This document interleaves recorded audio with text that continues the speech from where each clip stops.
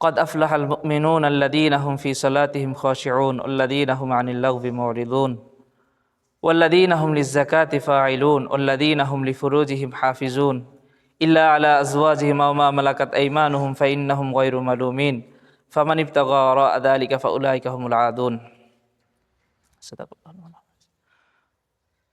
শিরোনাম তো আপনাদের সকলেরই জানা আছে যে সূরাতুল মুমিনের আলোকে আমাদের ঈমানি জীবন।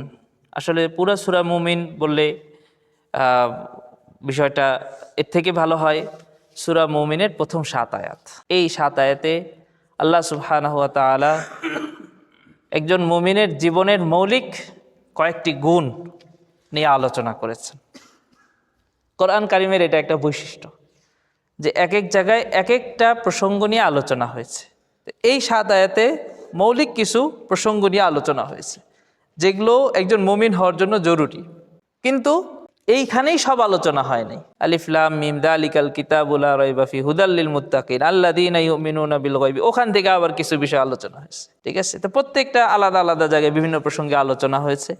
তো এখানে 7টা এমন মৌলিক গুণ নিয়ে আলোচনা হয়েছে যেই 7টা বিষয় যদি কেউ অর্জন করতে পারে তাহলে মৌলিকভাবে এবং বলা যায় যে ইসলামের একটা পরিপূর্ণতার পর্যায়ে সে পৌঁছে যেতে পারবে। কারণ এখানে শুরুতে ঈমানের কথা বলা হয়েছে, এরপর সালাতের কথা বলা হয়েছে, সালাত মানে ইবাদত, এরপর আখলাকের কথা বলা হয়েছে, এগুলোর সাথেই মানুষের জীবনের অন্য সব কিছু সম্পর্ক। এরপরে আবার আমানত রক্ষা করা এই বিষয়ে আলোচনা করা হয়েছে। আমানতের অর্থ আবার অনেক ব্যাপক। এই যে 7টা গুণ, এই 7টা গুণের যদি কেউ এই 7টা গুণ অর্জন করতে পারে তাহলে ইসলামের মানে পরিপূর্ণতায় পৌঁছার তার অনেকাংশ পূরণ হয়ে যাবে। তো প্রথম যে বিষয়টা এখানে আলোচনায় আল্লাহ সুবহানাহু ওয়া তাআলা বলেছেন আফলাহা, সফলকাম ওই মুমিন, ওই সকল মুমিন সফলকাম, সফলতার কথা বলা হয়েছে। মুফাসসিরিন ইকরাম এই আয়াতের তাফসিরে বলেছেন আফলাহা মানে সফলতা। এই সফলতার কি অর্থ? সফলতার সংজ্ঞা কি? সফলতা মানে কি? তো মোটামুটি অনেকগুলো তাফসিরের কিতাব এটা লেখা আছে যে সফলতা মানে সব ধরনের কাঙ্ক্ষিত বস্তু লাভ করা, আশা, মানুষের মনের ভিতরে যে আশা আকাঙ্ক্ষা আছে সেগুলো লাভ করা, ইচ্ছা হয় ভালো লাগে এরকম সব কিছু লাভ করা, আর সব ধরনের মন্দ অবস্থা থেকে, অনাকাঙ্ক্ষিত অবস্থা থেকে মুক্ত থাকা, এইটাকে বলা হয় চূড়ান্ত সফলতা। মৌলিকভাবে এইটা হলো সফলতা, প্রকৃত সফলতা। এখন প্রশ্ন যে দুনিয়াতে এই সফলতা কোনো মানুষ লাভ করেছে বা করবে বা করে, এটা কি আমাদের নজরে আসে? নাই। যার জীবনে সে যা চাচ্ছে তাই পাইতেছে, যা চাচ্ছে না কোনো কিছুই তার সামনে আসছে না, এটা কি সম্ভব? সম্ভব। এইটা সম্ভব এক জায়গায়, সেটা কি? জান্নাত। আলাকুম ফিহা মা তাশতাহি আনফুসুকুম আলাকুম ফিহা মা তাদদাউন। সেখানে তোমাদের মন যা চাবে তাই পাবে, যা চাইবা, যা দাবি করবা তাই পাইবা। যা চাবে, যখন মানুষ যেভাবে চাবে সেভাবে। সেখানে অসুখের মৃত্যু ঘটিয়ে দেওয়া হবে, অসুখ নাই, বার্ধক্য নাই, চির যৌবন, চির সুস্থ, চির সুন্দর, কোনো ধরনের অসুস্থতা নাই, কোনো ধরনের বার্ধক্য নাই, সর্দি নাই, কাশি নাই, হাঁচি নাই, শীতকালের রোগী যে এখন শুরু হয়ে গেছে সবার, কিছুই নাই। এই হলো জান্নাত। এই জন্য জান্নাতটা হলো মানুষের চূড়ান্ত সফলতার জায়গা, আর জাহান্নামটা চূড়ান্ত ব্যর্থতার জায়গা। এই জন্য আমাদের উচিত প্রতিদিন বা মাঝে মাঝে হলো জান্নাতের বিবরণগুলো পড়া, অন্তত হুরের বর্ণনা তো পড়াই উচিত প্রতিদিন। তাহলে দুনিয়াবি যেই যারা ফিতনা আছে, ফিতনা থেকে অন্তত নিজের নজরের হেফাজতটা সহজ হবে, ঠিক না? আল্লাহ তাআলা সূরা নাবায় আল্লাহ তাআলা বলেছেন ওয়াকাওয়াইবা আতরাবা। কি বলেছেন?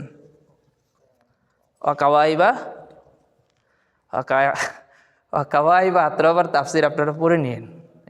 ভিডিও হচ্ছে তো এগুলো বলা যাবে না। ঠিক আছে, এটা পড়ে নিতে হবে যে ওখানে কি বলা হয়েছে। তো যে আল্লাহ যুবকদেরকে এইভাবে আকৃষ্ট করেছেন, তো এখানে আর আমরা কি বলবো, ঠিক না? আল্লাহ আল্লাহ আল্লাহ আনশানা হুন্না ইনশা, আমি নিজ হাতে তাদেরকে বানিয়েছি।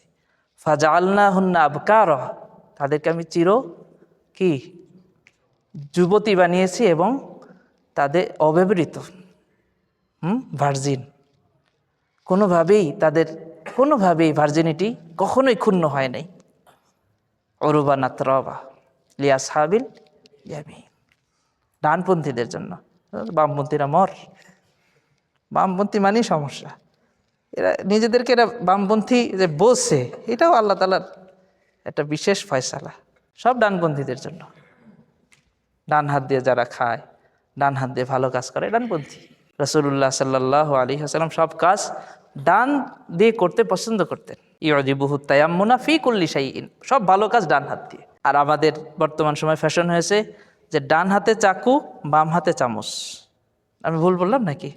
চাইনিজে তো ডান পাশে চাকু থাকে, বাম পাশে চামচ থাকে। আপনাকে পদ্ধতি বলে দিচ্ছে যে আপনাকে ডান হাত দিয়ে চাকু ধরে কাটতে হবে, আর বাম হাত দিয়ে সেটা কি মুখে দিতে হবে। বামপন্থী। তা আমি চাইনিজে যদি কখনো খাইতে যাই, যত বড় প্রোগ্রামই হোক, আমি চামচ কখনো নেই না। আমি ভালোই লাগে না, ঠিক আছে? এগুলো থেকে বের হয়ে আসা দরকার। তো চূড়ান্ত সফলতা হচ্ছে জান্নাত। এজন্য জান্নাতের বর্ণনাগুলো মাঝে মাঝে পড়বেন। আজকে থেকে শুরু করেন একটা জান্নাত বিষয়ক, জাহান্নাম বিষয়ক বই।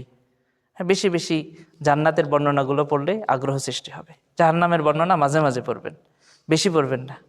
জাহান্নামের বর্ণনা বেশি পড়লে তখন আবার হতাশ হয়ে যাবেন। হতাশ হয়ে মনে হবে এই মনে হয় আমি শেষ, আমার মনে হয় আর জান্নাতে যাওয়া হবে না। এই জন্য বলেছে যে বেশি বেশি ভালো কথা বলো, সুসংবাদ দাও, আর মানুষকে দিনের প্রতি আগ্রহী করো। হ্যাঁ, মানুষ যাতে দিনের প্রতি আসে, সহজ করো, দিনকে সহজ করে উপস্থাপন করো, কঠিন করে না। কেউ একজন আলোচনা প্রসঙ্গে বলছিলেন যে ইসলামী হুকুমতের দাওয়াত দিতে হবে। হ্যাঁ, দিন প্রতিষ্ঠার, ইসলামী হুকুমত, ইসলামী আইনের। তো ইসলামী আইন মানে কি? ইসলামী আইন মানে কি? তা আমরা শুরুই করি চোরের হাত কাটা দিয়া, তো মানুষ ভয় পেয়ে যায়। এই আসলে আমার তখন হঠাৎ মাথায়, তাই তো, এটা তো পরের বিষয়। ইসলামী আইন মানে অনেক কিছু। কল্যাণ রাষ্ট্র, কল্যাণ সমাজ, ইনসাফ ভিত্তিক সমাজ, নারীর অধিকার, পুরুষের অধিকার, বাচ্চার অধিকার, বা বৃদ্ধের অধিকার, বাবা মার অধিকার, সব মিলে তো ইসলামী আইন। আমরা শুরুই করি হাত কাটা দিয়া, মানুষ তো ভয় পাবেই। মুফতি দিলওয়ার সাহেব হুজুর আজকে চলে গেলেন আর কি ঢাকা। তো এই একটা কাটাখালি থেকে আলোচনা প্রসঙ্গে বলছিলেন যে এক লোক বই লিখছে ইসলামী আইন সম্পর্কিত। তো দেখছে যে কেউ যদি চুরি করে, এখন ওই বইটা কি উনি ইসলামী আইনকে কটাক্ষ করে লিখেছেন না উনি নিজে ওটা তুলে ধরেছেন, এটা আমি স্পষ্ট হলাম না। সম্ভবত কটাক্ষ করে লিখেছেন। যে ইসলামী আইনে আছে চুরি করলেই হাত ভোতা কুড়াল দিয়ে কাটতে হবে, ধার নাই এমন কুড়াল দিয়ে কাটতে হবে। এরপরে ওই যে সীসা আছে না, সীসা গলায় ওটার ভিতরে হাত ঢুকাই দিতে হবে। এইটা যে লিখবে আর যে পড়বে, যে বলবে, তো মানুষ তো কি আগেই ভয় শেষ, ঠিক না ভাই? এই জন্য এমনভাবে মানুষের সামনে এটাকে উপস্থাপন করা যে একজন হিন্দু, একজন অমুসলিম, সেও এইটা ফিকির করে যে ইসলামী হুকুমত কায়েম হলে আমার অধিকার প্রতিষ্ঠিত হবে, আমার অধিকার প্রতিষ্ঠিত হবে। এই জিনিসগুলো খুব বোঝার বিষয়। যেমন আমাদের উপমহাদেশে যে রাজা বাদশারা এসেছিলেন, ইতিহাস পড়লে আপনারা দেখবেন যে ওনাদেরকে হিন্দুরা ডেকে আনছে, আপনারা আসেন, আর পারছি না। তৎকালীন সময় যে আর্য সমাজ বা হিন্দু সমাজ ছিল, ব্রাহ্মণদের অত্যাচারে অতিষ্ঠ হয়ে তারা মুসলিম বাচ্চাদেরকে ডেকে আনছে, আপনারা আসেন, আপনারা আসলে আমরা এই জুলুমের থেকে বাঁচতে পারবো। এমনি তো আর এখানে এত মুসলমান তো এমনি হয় নাই, কয়জনকে মেরে মুসলমান বানানো হয়েছে। তো এই জিনিসটা উপস্থাপন করা খুব দরকার।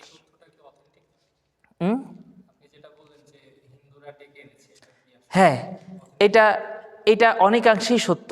পুরোপুরিভাবে ইতিহাসে আছে কিনা জানি না, আমি যেহেতু এটা বর্ণনায় শুনেছি। বাকি মানে তারা ইস্তেকবাল করছে, স্বাগত জানিয়েছে।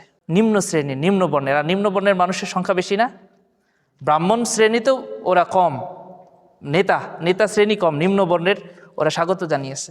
ওরা রীতিমতো তাদেরকে মানে সুযোগ সুবিধা দিয়ে রাখছিল। ডেকে আনার প্রসঙ্গটা একবারে হুবহু ওইভাবে হয়তো পাওয়া যাবে না, কিন্তু ইস্তেকবালের বিষয়টা পুরোপুরি ঠিক।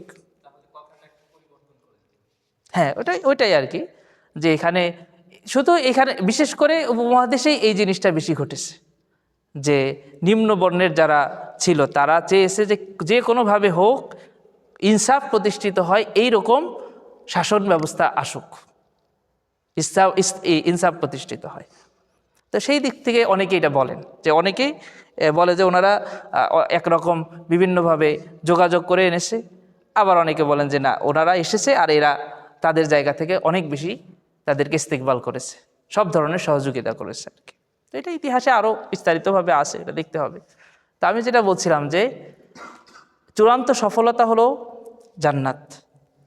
তো এই জান্নাতের সফলতার যে বিষয়টা, সেটা প্রথমত মুমিনরা লাভ করবে, ঈমান যাদের ভিতরে আসে। আর এছাড়া দুনিয়াতে মানুষের যে অবস্থাটা, এটা সব রকমই আসে। একজন খুবই দিনদার পরহেজগার মানুষ, তিনিও অনেক কষ্টের ভিতরে জীবনযাপন করেন। বরং হাদিসেতে এরকম এসেছে, আসাদুন্নাসি বালা আন আল আম্বিয়া, সবচেয়ে বেশি দুনিয়াতে কষ্ট ভোগ করেছেন কারা? আম্বিয়া আলাইহিমুসসালাম। এরপরে ধারাবাহিকভাবে যারা আল্লাহর অতি নিকটবর্তী, তারা কি করেছে? বিভিন্ন ধরনের কষ্ট মুসিবতের পেরেশানির সম্মুখীন হয়েছে। সুতরাং দুনিয়াতে যে দিন ইসলাম অনুযায়ী চললেই যে একেবারে জান্নাতি জীবন হয়ে যাবে, বিষয়টা এমন না। বিপদ মুসিবত থাকবে না এমন না। কি থাকবে? জিন্দেগিতে প্রশান্তি থাকবে, জিন্দেগিতে ইতমিনান থাকবে, প্রশান্তি থাকবে এবং বরকত থাকবে। কষ্ট থাকবে, মুসিবত থাকবে, কিন্তু পেরেশানি থাকবে না। যেই পেরেশানিতে মানুষ অস্থির হয়ে যায়, অতিষ্ঠ হয়ে যায়, ওই পেরেশানিটা মুমিনদের জীবনে কখনোই আসবে না। মুমিনদের জীবন হবে প্রশান্তিময়, একটা সাধারণ ইমানি জীবন, অল্প ইনকাম, অল্প আয়, কিন্তু তারপরও তার ঘরে, সংসারে, পরিবারে দেখা যাবে যে কোনো ধরনের অস্থিরতা নেই, পেরেশানি নেই।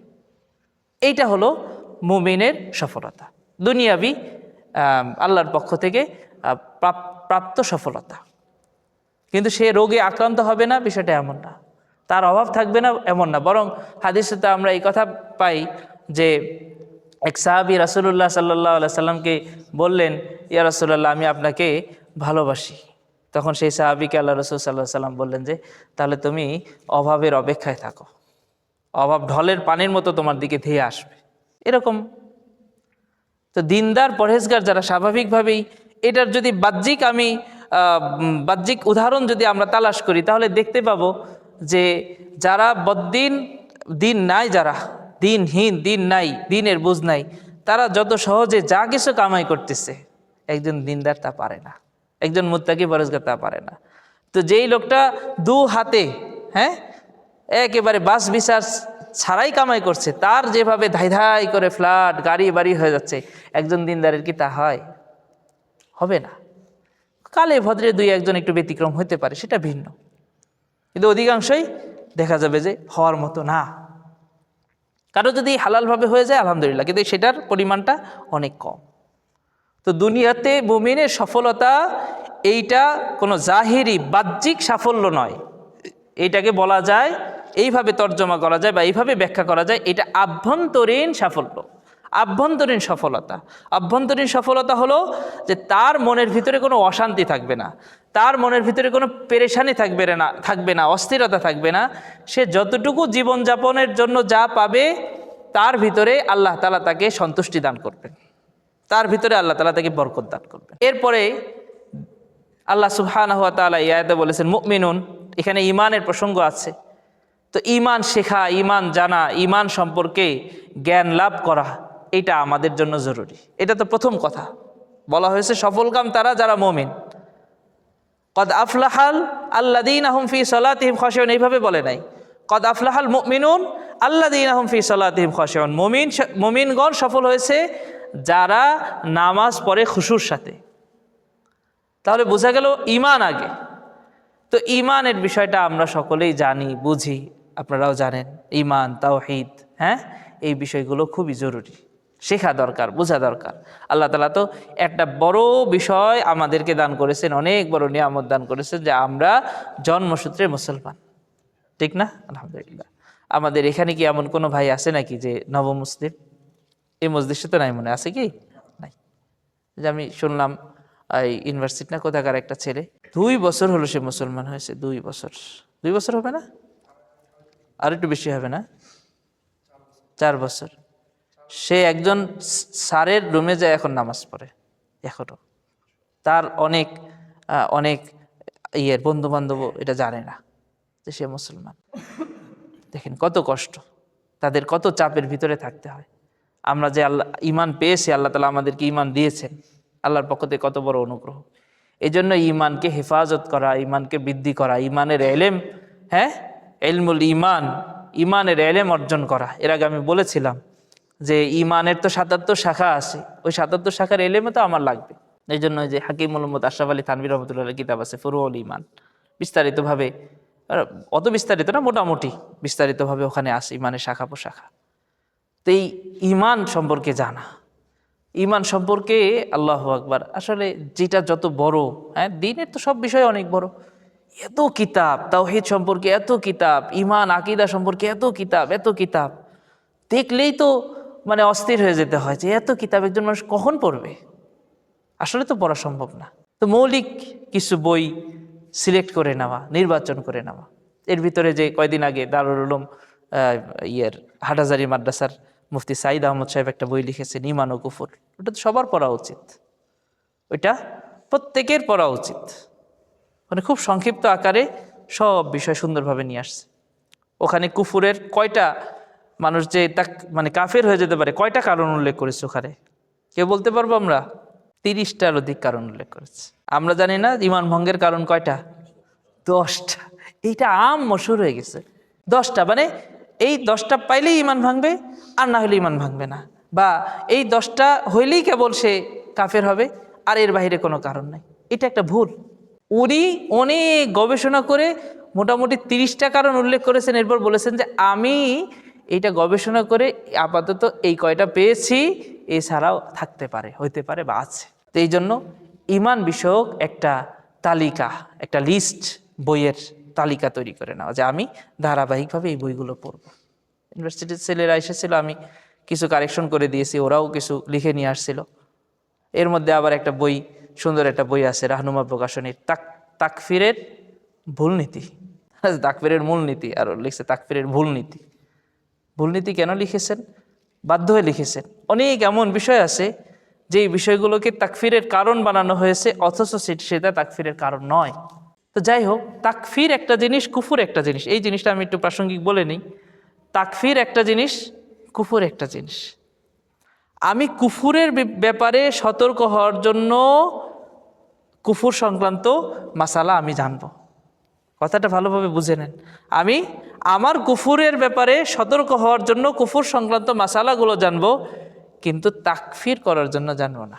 তাকফিরের বিষয়টা আমরা আরও বিজ্ঞ, আরও জ্ঞানী মানুষের কাছে ছেড়ে দিব, ওটা ওনাদের বিষয়। নাহলে দেখা যাবে যে আমরা যেখানে সেখানে যত্র যাকে তাকে তাকফির করছি। ফলে কি হচ্ছে, যদি এমন হয় যে আমি যাকে তাকফির করেছি যদি এটা বাস্তব হয়, হতে পারে। যদি অবাস্তব হয় তাহলে ওইটার রিয়াকশন, ওইটার খারাপ প্রতিক্রিয়া আমার প্রতি চলে আসতে পারে, এবং আল্লাহর পক্ষ থেকে এটার কোনো একটা বিপরীত ফয়সালা হতে পারে। এই জন্য কুফুর বিষয়ে আমরা জানবো, কিন্তু তাকফিরের নিয়তে না। কারণটা কুফুরের, এইটা ঠিক আছে, ওই এলেমটুকু ঠিক আছে, কিন্তু ওইটা দিয়ে তাকফির মানে কি বলতে পারেন? কাফের ফতোয়া দেওয়া, কাফের সাব্যস্ত করা। কুফুর মানে কাফের হওয়া। তো কুফুরের কারণ পাওয়া গেলে তো সে কাফের, কিন্তু যার ভিতরে কুফুরের কারণ আছে আমি কি তাকেই তাকফির করব? এটা করা যাবে না, এটা করা যাবে না।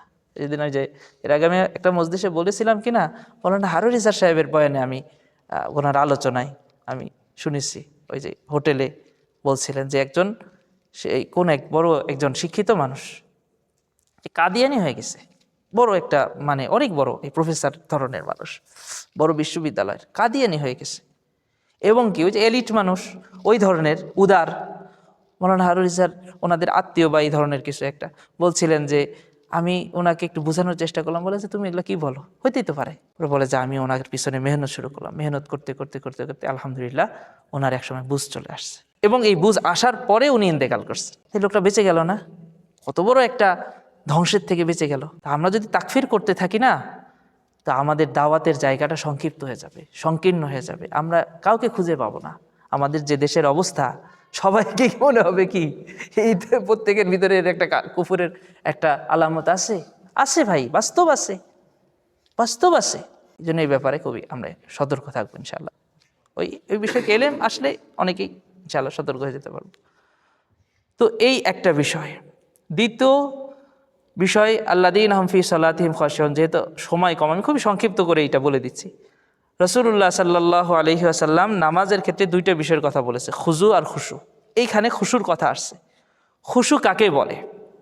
খশা মানে ভয় পাওয়া, খশা মানে খুব গুটিসুটি হয়ে যাওয়া, হ্যাঁ, নিজেকে কি বলে এটাকে,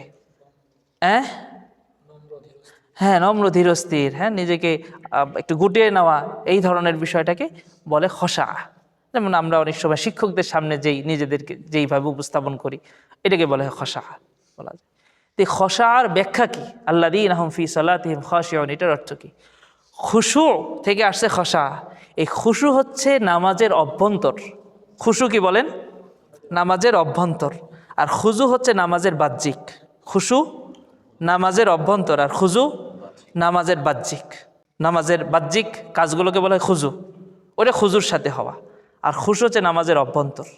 তো নামাজের অভ্যন্তরকে পুরাপুরিভাবে ধীর স্থিরভাবে আল্লাহর সামনে উপস্থাপন করা, এটাকে বলা হয় খশা। আর খশার চূড়ান্ত অবস্থা কি?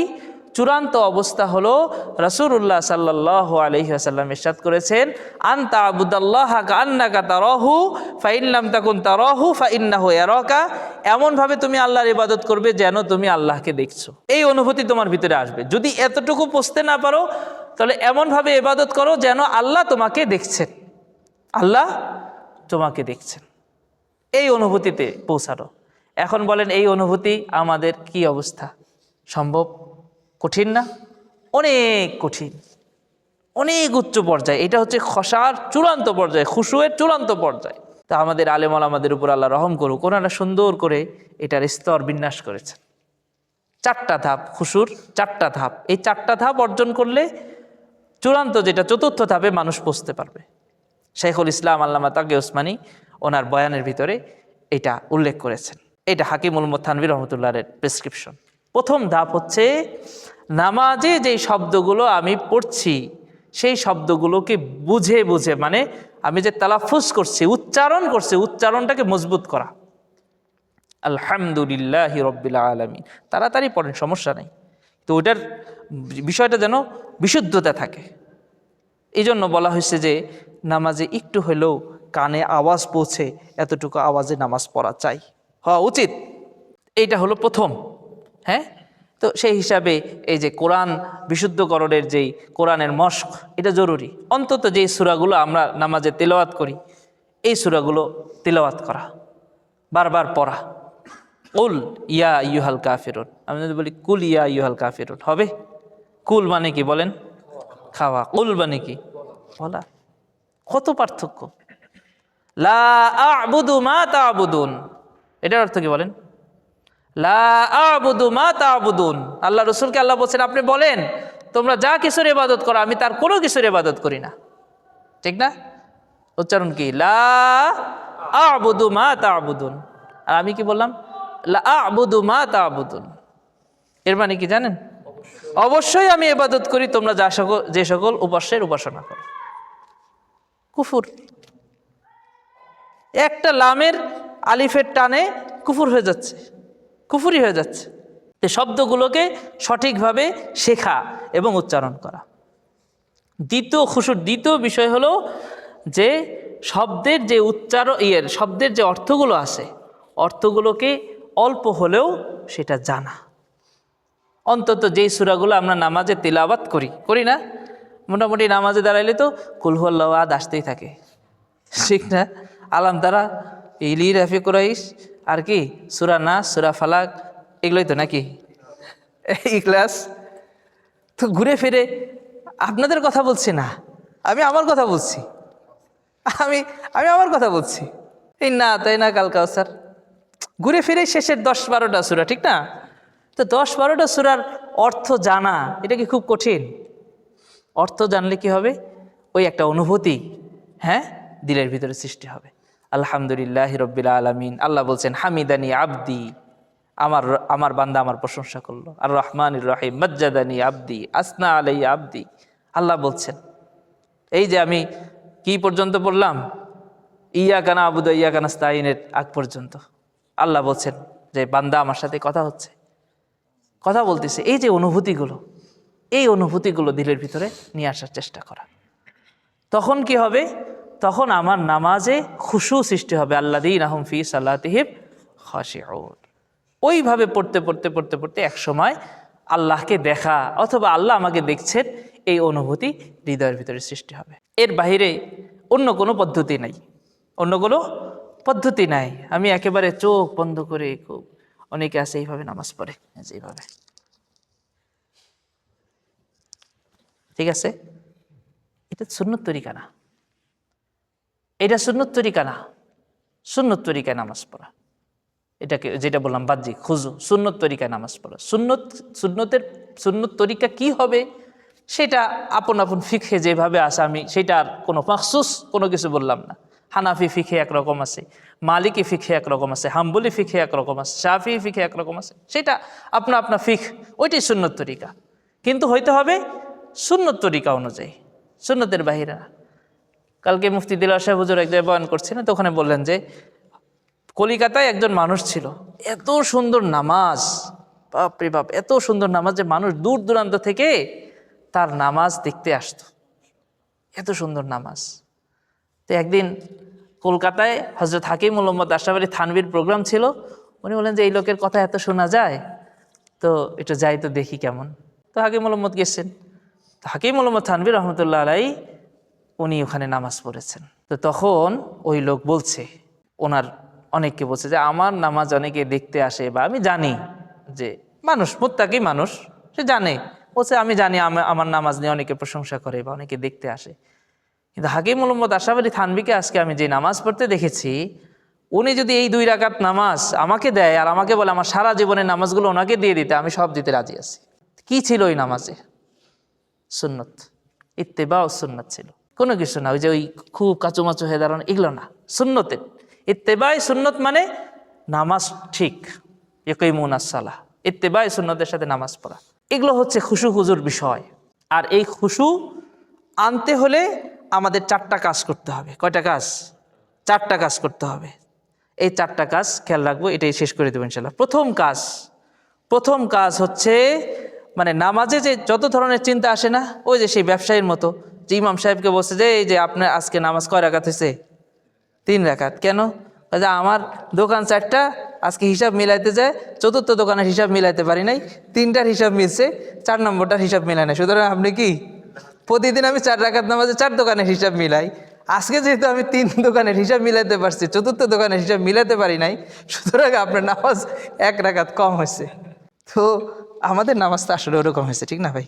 সবারই নামাজে দাঁড়াইলেই এই আপনাদের পরীক্ষার চিন্তা, না ল্যাবের চিন্তা, রেজাল্টের চিন্তা, আবার বিসিএসের চিন্তা, কত চিন্তা, আমাদেরও বিভিন্ন রকম চিন্তা আসেই। তো কিছু চিন্তা আসবে, এটা দূর হবে না, এটা তো শরীয়ত এটা ছাড় দিয়ে দিয়েছে। তারপরও এই চিন্তাগুলো, বাহিরের চিন্তা মাঝে মাঝে এমন হয়, আল্লাহ মাফ করুক, যে আমি কয় রাকাত পড়ছি ভুলে যাই। এটা হচ্ছে সবচেয়ে খারাপ, এটা খারাপ। এমনি চলে আসছে, আবার বাদ দিছে, আবার চলে আসছে। কিন্তু কখনো এমন হয় যে নামাজ কয় রাকাত হচ্ছে মনে আসছে না, কি সূরা পড়লাম কিছুই আমার মনে নেই, সূরা ফাতিহার সাথে সূরা মিলাইছি কিনা ভুলে গেছি, হয় না? এটা মানে মারাত্মক পর্যায়ে। এগুলো কেন হয়? ওই শেখুল ইসলাম তাকি উসমানী উনি সুন্দরভাবে আলোচনাটা করেছেন, বলছেন যে এটার মূল কারণ হচ্ছে এই 4টা বিষয়ে অবহেলার কারণে এটা হয়। প্রথম হলো তহারতে অবহেলা, তহারত, ভালোভাবে তহারত অবলম্বন করি না, আমার কাপড়ে নাপাকি লেগে আসে, আমার শরীরে নাপাকি লেগে আসে, এই জন্য এই ধরনের আজে বাজে চিন্তা চলে আসে। এই জন্য পেশাব পায়খানার পরে কি করা? ইস্তিনজা, এটাকে কি বলা হয়? ইস্তিনজা, ভালোভাবে পরিষ্কার করা, টিস্যু ব্যবহার করা, পানি ব্যবহার করা, টিস্যু ব্যবহার, পেশাব করার পরে যদি প্রয়োজন হয় টিস্যু ব্যবহার করে একটু দাঁড়ানো, বা একটু এমন একটা পদ্ধতি অবলম্বন করা যাতে পেশাবের ফোঁটাগুলো পড়ে যায়। দাঁড়াইতেই হবে জরুরি না। আমাদের কিছু ভাই এটাকে একটা ইস্যু বানাই ফেলছে যে এই দাঁড়াইতে বলে না, দাঁড়ানো তো হাদিসে নাই, কিন্তু দাঁড়ানোটা সহায়ক। এটার ব্যাখ্যা আছে, আমাদের ওস্তাদগণ হাদিস পড়ানোর সময় বলেছেন, আরব দেশ হলো শুষ্ক, আমরা আর্দ্র, ঠিক না? ওরা শুষ্ক, ওদের ভিতরে পানি স্বল্প, পানি খুব কম, এবং ওদের মানে শরীর খুব কড়া। এবং আরবে আপনি থাকলেও দেখবেন, সফরে যান দেখবেন যে আপনার শরীর কড়া হয়ে গেছে, ভালোভাবে টয়লেট হচ্ছে না। ওখানে বাতাসে আর্দ্রতা কম, শুষ্কতা বেশি। এই জন্য অনেক সময় এমনও হয়েছে যে তারা শুধু মানে পানি ব্যবহার করেছে তো তারা পবিত্র হয়ে গেছে টয়লেট করার পরে, পায়খানা করার পরে। কিন্তু আমাদের দেশে তা হয় না তো। খাদ্যের কারণে, আর্দ্রতার কারণে দেখা যায় যে টিস্যু ব্যবহার করতেই হবে, না হলে পরিচ্ছন্নতা পুরোপুরিভাবে হবে না। সময় লাগে পুরোপুরি পরিচ্ছন্ন হইতে। তো আমাদের ভিতরে আর্দ্রতা বেশি হবার কারণে পেশাবের ফোঁটা সব শেষ হওয়ার পরও বের হয়। তা আমি যদি একটু হাঁটাহাঁটির কারণে বা একটু দাঁড়ানোর কারণে বা একটু সময় নেওয়ার কারণে যদি পেশাবের ফোঁটা পড়ে যায়, পুরাটা ক্লিয়ার হয়ে যায়, তাহলে আমি পবিত্র হয়ে গেলাম না? সমস্যা কি? আমি বাথরুমের ভিতরে একটু হাঁটাহাঁটি করলাম বা করলাম না, কিন্তু আমাকে কি করতে হবে? পবিত্রতা অর্জন করতে হবে। এবং এটার পদ্ধতি আছে।